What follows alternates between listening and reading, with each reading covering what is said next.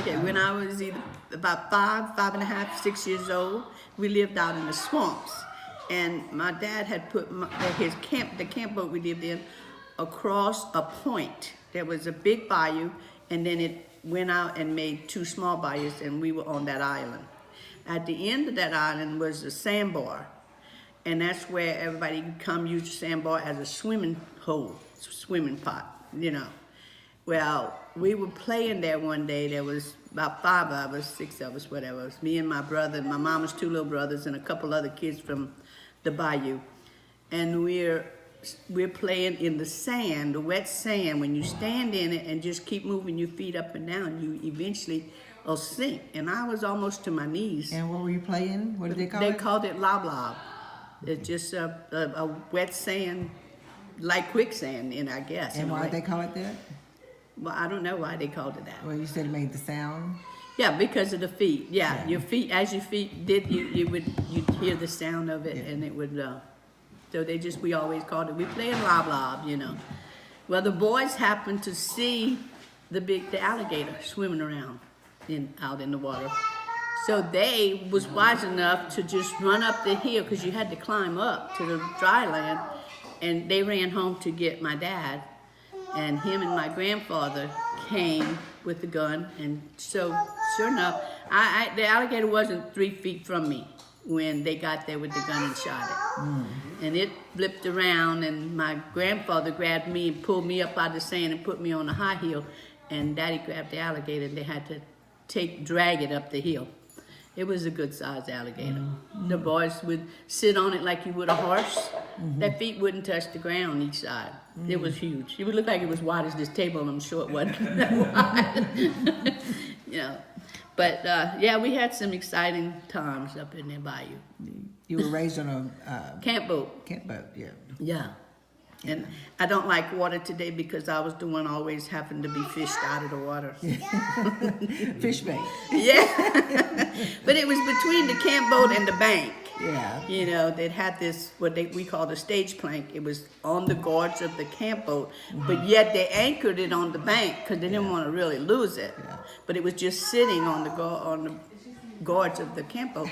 How many of your family lived on the boat? Your grandmother, right? No, my grandmother had passed away when I was 2. Okay. My mother, my daddy, she had 3 kids, plus she had her 2 siblings, the 2 young boys. And we were all practically the same age. Her oldest brother was a year older than my brother, day for day. And then I'm 14 months younger than my brother. And then her brother is 6 weeks younger than me. And Mama had them all. Yeah. Yeah, we had a crew.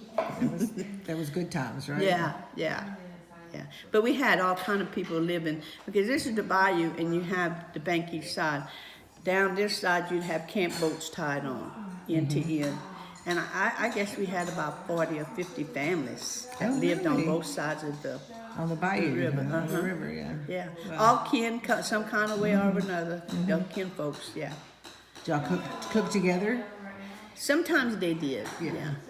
I mean, there were times like early October, because one of my uncles had a big field in the woods. He cleaned out and fenced it off with little poles, because he had cattle up there, and different families were allowed to go and milk the cows and keep the milk. Yeah. See, Mama did that for us, and like I said, different ones. Somebody else had a field where they raised hogs, and they would get together, and we all would, I guess Mom and everybody else would kind of feed them, because they would get together once a year, like in October, and have what they call a boucherie, and they would butcher maybe 4 or 5 hogs, and then divide it up with the families that were there, 7 or 8 of them.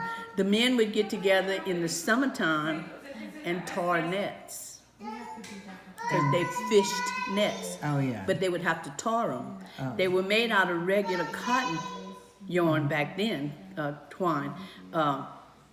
Nowadays they're made out of nylon, but they still have to be treated.